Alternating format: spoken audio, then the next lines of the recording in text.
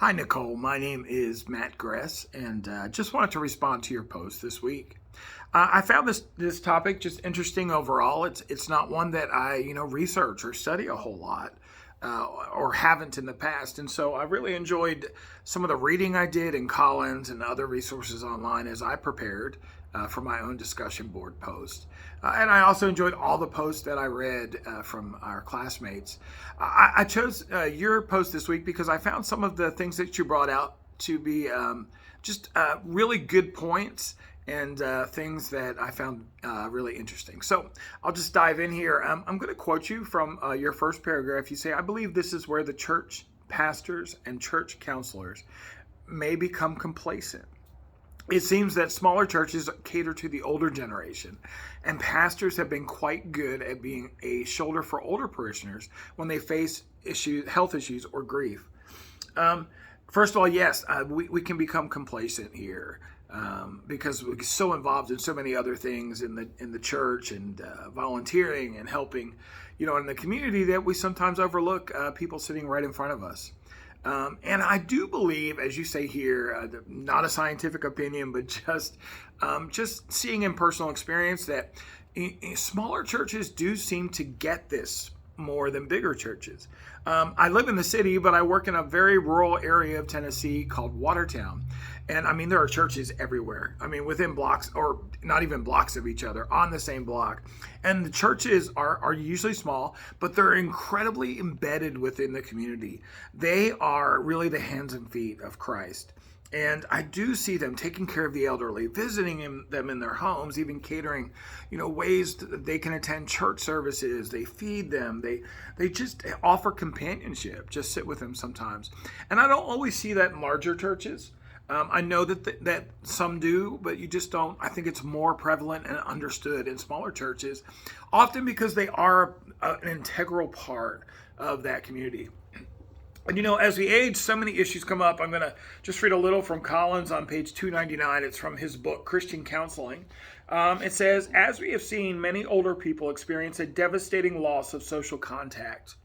It can bring isolation from the occupational world in retirement. It gives many people their main reason for living. Friends and relatives, including one's spouse, often die and leave surviving older people without companionship and peers to bolster morale." That's so true. I mean, so much loss occurs as you age.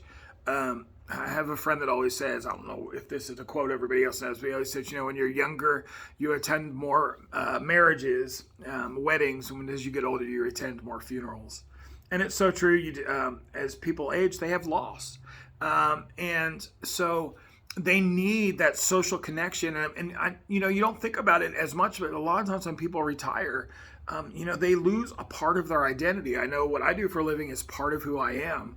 And so in retirement, there can even be a sense of loss there, and certainly a sense of isolation. But Collins, I'm going to read again from Collins. I thought he had some interesting points this time.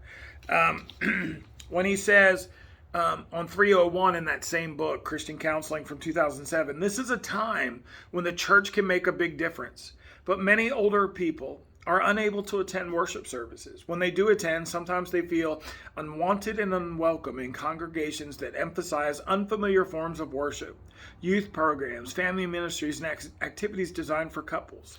So, I never really thought of that a whole lot, but we gear a lot of our church toward all of that activity, and everybody's kind of always busy, and we're doing youth programs and the newest music we can think of and all of that. And, as an older person, and even as I age, you start sitting back and saying, gosh, do I really belong here as much? Because it doesn't feel the same as it did when I was younger attending church. And so this is where, and you say this toward the end, it can be, aging can be a time where we can offer comfort to them in times of transition and loss. And we can help them through illness and aging. And I think it's so true. The church, I see this as an opportunity for the church to go and sit with the widow, to feed the person that can't really, their income is fixed and they don't have enough money, to help them feel comfortable in our services, and to really reach out and love those who are older than us. Nicole, thanks for your post. I hope you have a great rest of this course.